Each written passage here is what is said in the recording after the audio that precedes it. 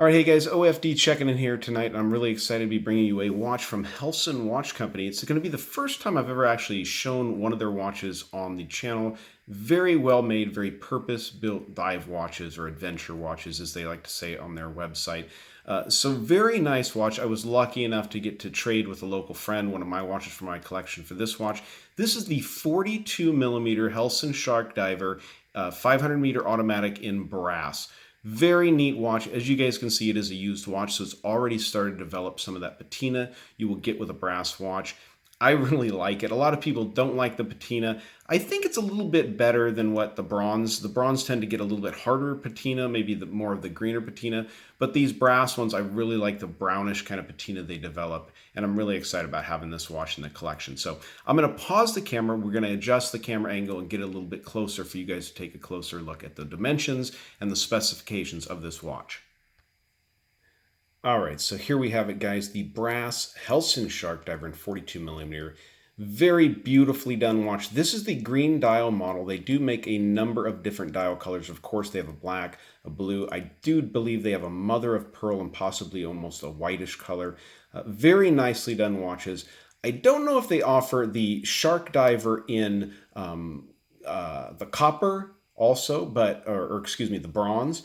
But I know that they offer it in stainless steel also. So this watch, I'll go ahead and go through the measurements, the dimensions on it, because it is quite large, even though it's 42mm. You get a 41.9, or basically right at 42mm from side to side, not including the crown guards. With the crown guards, you're going to get a 45mm, and out to the very tip of the crown here, it's 47mm. So it is a pretty good size watch once you get it on the wrist. You're looking at 52mm lug to lug, north to south, which is also very big. You have a 22mm lug opening, which isn't too bad, pretty standard and par for the course. But it does come in at a whopping 15.5mm thick. A lot of that, guys, is going to be contributed to the fact that it's a 500-meter dive watch, so you do need to have the thickness and the sturdiness to be able to do that. This watch employs a 3mm thick sapphire crystal with AR coating underneath. These are painted on indices. It's C3 SuperLuminova, and it is applied probably as thick as you can get. I mean, I've heard things from different manufacturers about 15 layers being as thick as they can go. I think these guys went like to 16 because it's just really impressive, the loom on the watch. You see you have your standard triangle indices at the 12, the 3, the 6, and the 9, your standard round plots at the other indices. Big, wide sword minute hand you have here, and a nice sharp little baton style hour hand over there. Nice loom pip on the second hand as it spins around there at 21,600 vibrations per hour is what this watch is going to run at. It is a NH35 movement from Seiko. So that's going to be a 24 joule movement running at about 40 hours of power reserve. It's a really good movement, works great. I know people always pop on and say, oh, it's only a $40 movement. Yeah, that's true, but they last a long time and they work extremely, extremely well, especially in these sturdy dive style watches. So these are generally a date complication movement. You are able to pick up this watch with a date or a no date. This happens to be the no date version. So it comes on this nice natural rubber strap. It has that very vanilla kind of smell to it. A lot of nice adjustment to it. It's very flexible, so it's nice and comfortable on the wrist. It has the two keepers also in the natural rubber. And you also get the brass Helson emblazoned buckle here on this end. Flipping it over and taking a look at the case back, this is the all titanium case back on this watch. Probably helps with the brass on the wrist and keeping it from patina in too much. And you can see it really goes all the way out to the edge. Very heavily domed and also adds to that thickness. But because it's titanium too, it adds to the toughness of the watch. So lets you know the movement is an NH35. It says it right there. I'm assuming this is maybe the reference number, or I think it might actually be the number of this watch, number 1503. Is that what that says? Case is brass and the case back titanium. I think this is going to be called their CUDA strap. So very nice, very comfortable strap. I will go ahead and pause it here for a second and get it on the wrist. One thing I wanted to do, I'll set the watch down here. I wanted to show you guys the packaging that the Helson comes in. It comes in this really neat tube. And let's go ahead and unscrew it here and I'll show you guys. I've actually got my Drill Master flashlight kind of sitting kind of close off to the side here. So has the warranty card in the cap there, as you guys can see. You pull this foam insert out, and it's pretty simple.